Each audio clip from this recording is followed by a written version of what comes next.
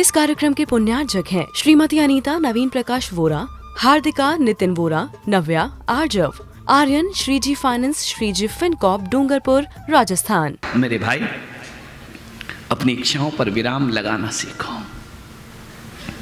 बाजार में तो रोज नए प्रोडक्ट आएंगे, बाजार तो नए नए सामानों से भरा पड़ा है। कितना लेके आओगे अपने घर में? अपने घर को घर रखोगे या बाजार बना दोगे? ध्यान रखना, फुल स्टॉप। एक बात याद रखना, सन्यासी और संसारी, गृहस्थ और साधु में इतना अंतर है कि गृहस्थ कहता है और अभी क्या है, अभी तो और। जो और कहते हैं वो संसारी हैं, वो जो बस कहने की कला सीख जाता है वो सन्यासी हुआ करता है। ध्यान रखना, पारसनाथ बस कहने की कला सीख, बस अब कुछ नहीं, बहुत है, अब नहीं चाहिए। मंदिर जाओ तो रोते रहते, भगवान ये नहीं किया, वो नहीं किया, पड़ोसी के यहाँ कार खड़ी कर दी, मेरे यहाँ मोटरसाइकिल भी नहीं आई। जब मंदिर गए तब शिकायत, बच्चा पढ़ता नहीं है, बेटा सही नहीं है, व्यापार चलता नहीं, बीवी सही नहीं। धत्र, ऐसा लगता है आजकल तुम्हारे मंदिरों में पुजारी कम भिखारी ज्यादा दिखते हैं। ध्यान रखना, जो आता है नागफणी वाले बाबा से मांगती रहता, ये दे दो, वो दे दो, ये दे दो। अरे भिखारियों कटोरा लेकर घूम रहे हो। ध्यान रखना, कभी जाकर नागफणी वाले बाबा को बोलना कि तूने खूब दिया भगवान, मेरे दामन से ज्यादा दिया, जितनी मेरी औकात नहीं थी उससे ज्यादा तूने मुझे दे दिया। हे परमात्मा, मैं तेरे दर पे मांगने नहीं आया, मैं तेरे दर पे तुझे धन्यवाद देने के लिए आया हूं। ध्यान रखना, कभी बस कहने की कला तो सीखो। मांगते ही रहते हो, मांगते ही रहते हो, हद हो गई मांगने की। भाई कितना मांगोगे? इनको बिठा दो तो बड़ी कृपा होगी। एक कलशधारी बैठ जाओ ना, थोड़ा सारा काम अभी होगा क्या? समझ नहीं पड़ता है, ना सुनना ना सुनने देना, भैंस की तरह श्रोता। मान्य कितना मांगोगे? मांगते ही रहोगे। नहीं, इच्छाओं का कभी अंत नहीं है। इसलिए आज मैं आपसे कहूंगा कि पड़ोसी का 5 मंजिल का मकान देखकर दुखी मत रहो, जो तुम्हें मिला है उसमें सुखी रहो। ये आज के तप कल्याणक का संदेश। एक गुलाब का पौधा आंगन में लगा है, उसके बाजू में एक नारियल का पेड़ लगा है। एक संत से एक श्रावक ने पूछा कि बताओ संत जी, तुम्हारे जीवन में खुशियों का कारण क्या है? संत हमेशा खुश रहते हैं। मेरे कमरे में आना, मैं चाहे बीमार हूं चाहे कुछ भी हूं, चेहरा संत का खिला रहता है। तुम रोज साबुन से नहाते हो, शकल देखना आईने में, कल फिर काले हो जाते हो। हम 32 साल से नहीं नहाए, आज भी चमकते हैं। ध्यान रखना, आनंद में जीते हैं, चेहरे पर एक तेज आया करता है। एक श्रावक ने पूछा कि संत जी बताओ, आप इतने खुश क्यों रहते हैं और हम इतने दुखी क्यों रहते हैं? मैंने उस श्रावक का हाथ पकड़ा, ले गया बाहर। गुलाब का पौधा लगा था और नारियल का पेड़ लगा था। मैंने कहा तू जानना चाहता, इनको देख, हवा का झोंका आया ना तो दोनों अपनी मस्ती में झूम रहे हैं। बोले इसका कारण समझ नहीं आया। मैंने कहा इस गुलाब के पौधे ने कभी नहीं सोचा कि मैं नारियल जैसा ऊंचा हो जाऊं, और नारियल के पेड़ ने कभी नहीं सोचा कि मुझ में गुलाब जैसे फूल आ जाएं। नारियल का पेड़ अपने में राजी है, गुलाब का पौधा अपने में राजी है। ध्यान रखना, जिस दिन इस गुलाब के भीतर ये भावना आ गई कि मैं नारियल का पेड़ बन जाऊं, उसी दिन वो संसारी हो जाएगा।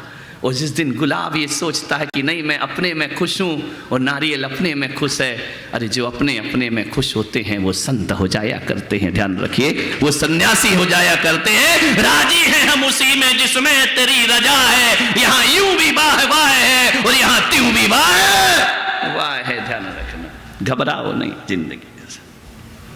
हर परिस्थिति में मुस्कुराए वह संत है। लोग कहते हैं कि संत बड़े धीर वीर गंभीर होना चाहिए, मुंह बना के बैठे रहे। काय को बैठे? हमारा बाप मर गया जो मुंह बना के बैठे हैं?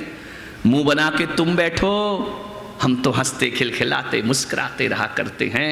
गुलाब डाली में खिल के कभी मुंह बना के नहीं बैठता। उसकी सुगंध ऐसी होती है कि वह किसी भौरे और तितलियों को आमंत्रण नहीं देता।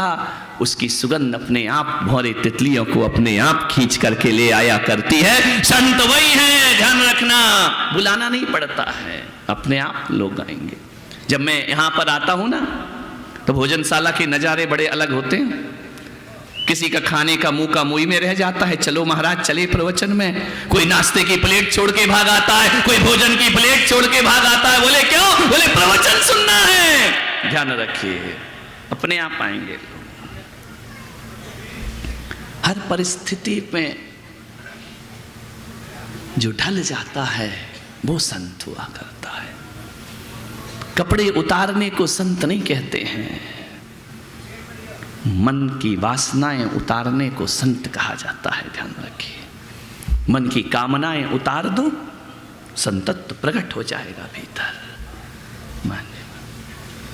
सोचना है आपको। मैं इंदौर में चतुर्मास कर रहा था,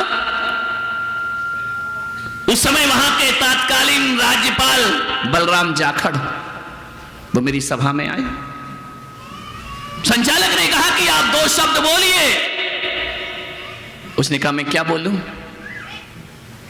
इतने बड़े संत बैठे हैं, मैं क्या बोलूं? बोले नहीं नहीं, आप आए हैं, विनयाञ्जलि अर्पित करिए। बलराम जाखड़ ने कहा कि महाराज, जब मैं यहां आ रहा था तो लोगों ने कहा कि आप जैन संत के पास जा रहे हैं, वो नंगे रहते हैं, उनके पास कपड़े नहीं होते हैं। बलराम जाखड़ ने भरी सभा में 10,000 लोगों की सभा थी और कहा कि महाराज, उसका उत्तर मैं आज देता हूं। हकीकत में देखा जाए तो नंगे आप नहीं, नंगे तो हम लोग हैं। बोले ध्यान रखिए, आप नंगे नहीं, आप तो दिगंबर हैं। आप तो वासनाओं के वस्त्र उतार कर फेंक दिए, वो नंगा नहीं होता, वो दिगंबर संत होता है। वो जो वासनाओं के वस्त्र पहनकर बैठता है वो दुनिया में नंगा होता है। ध्यान रखिए, हमारे अंदर नंगापन है, आपके अंदर नंगापन नहीं है। आप तो कैसे हैं? सूर्य भी है वस्त्रहीना, वृक्ष भी है वस्त्रहीने, उन पर कोई आवरण नहीं होता। और आवरण तो उन पर होता है जिनका कोई आचरण नहीं होता। आवरण तो उन पर होता है जिनका कोई आचरण। वस्त्र तो वासनाओं को छुपाने के साधन है, लेकिन जिसकी वासनाएं खत्म हो जाया करती हैं उन्हें फिर किन्हीं वस्त्रों की आवश्यकता नहीं पड़ती। एक पत्रकार ने मुझसे पूछा, महाराज आप नग्न रहते हैं? मान्यवर, आपसे निवेदन है, पवित्र चरित्र है ऋषभदेव का, ये महावीर और पारसनाथ का चरित्र है, इसमें वासनाएं नहीं हुआ करती हैं। आप बाथरूम में नहाते हो ना, तो 10 बार कुंडी देखते, खुली तो नहीं है। ध्यान रखना, एक बात याद रखना, जो वस्त्र कमरा बंद करके उतारे जाते हैं वो वासना होते हैं, और जो वस्त्र भरी समाज में उतारे जाते हैं वो साधना हुआ करते हैं। ध्यान रखना, हमने साधना के वस्त्र पहने हैं। ध्यान रखिए, हमने तपश्चरण के वस्त्र पहने, हमने संयम के वस्त्र पहने हैं। हमारा श्रृंगार तुम्हारा श्रृंगार जैसा नहीं है। हमारा श्रृंगार तो रत्नात्रय हमारा श्रृंगार हुआ करता है। ध्यान रखिए, ऐसी महावीर के पथ पर बढ़ने वाले हम श्रमण सारे जगत के लिए उदाहरण हैं। हर की पेड़ी आप जानते हरिद्वार में है, गंगा बह रही है दोनों तरफ से। उस हर की पेड़ी पर जब हमारा उपदेश हुआ, हरिद्वार गए सन 2000 में, वहां अवधेशानंद जी महाराज जो 25 लाख नागा साधुओं के हेड हैं, प्रयागराज में उनके आप देख सकते हैं।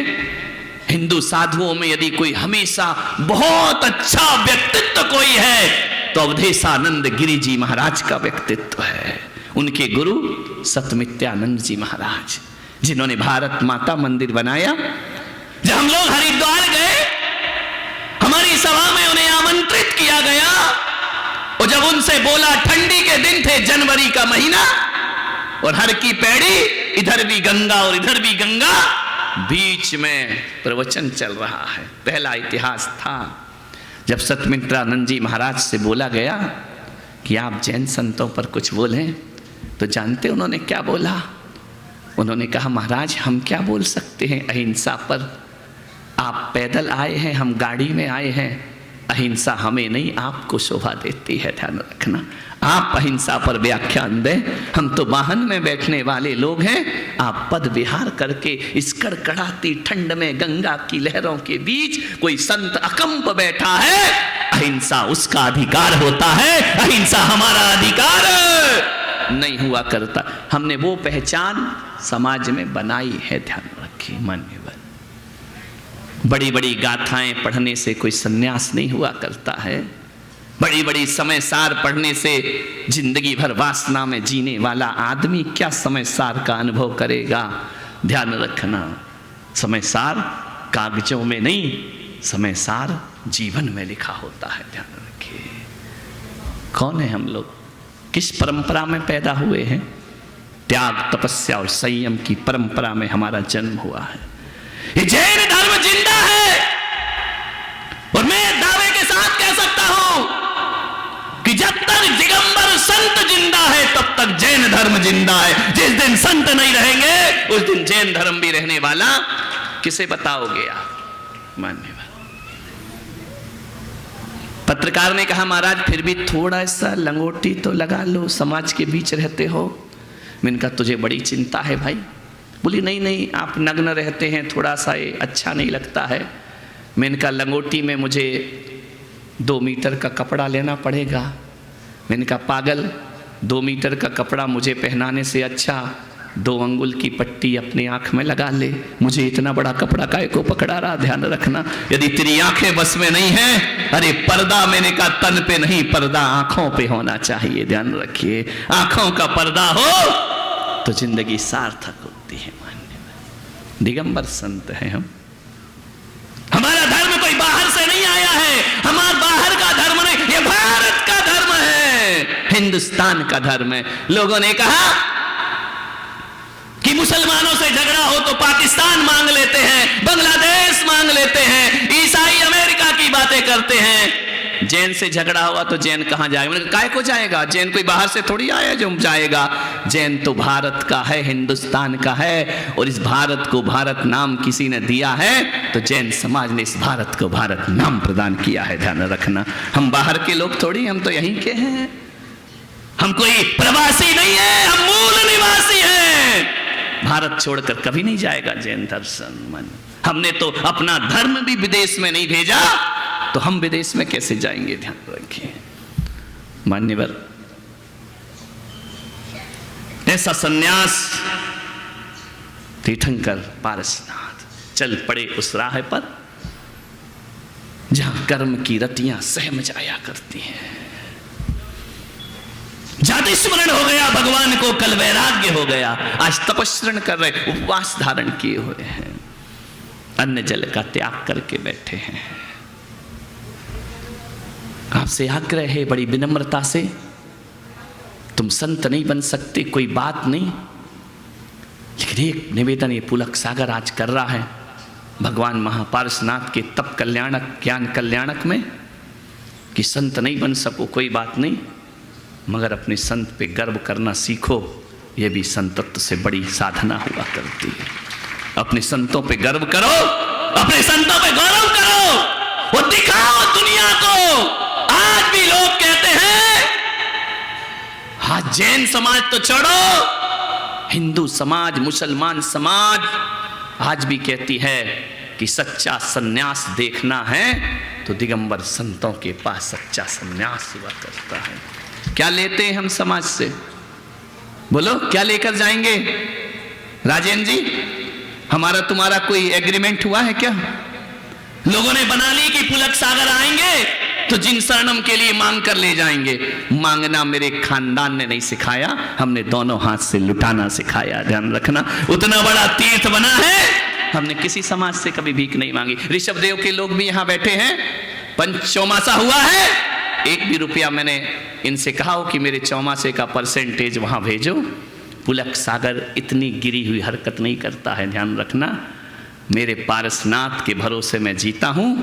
वो देने वाला पारसनाथ और लेने वाला पारसनाथ, ध्यान रखिए। उतना बड़ा तीर्थ बन गया, हमने हाथ नहीं फैलाया कभी किसी के आगे। मान्यवर, हम किसी से कुछ नहीं लेते। हम जहां भी जाते हैं सिंह वृत्ति से जाते हैं और स्वाभिमान से रहा करते हैं, ध्यान रखिए। मान्यवर, आपसे निवेदन है, संत कुछ नहीं लेता है, देता ही देता है। लेने के नाम पर मैं 2 अंजलि पानी तुमसे लेता हूं, भोजन लेता हूं, लेकिन दिगंबर संत वो संत है कि अंजलि भर लेता है और दरिया भर लौटा दिया करता है, ध्यान रखना।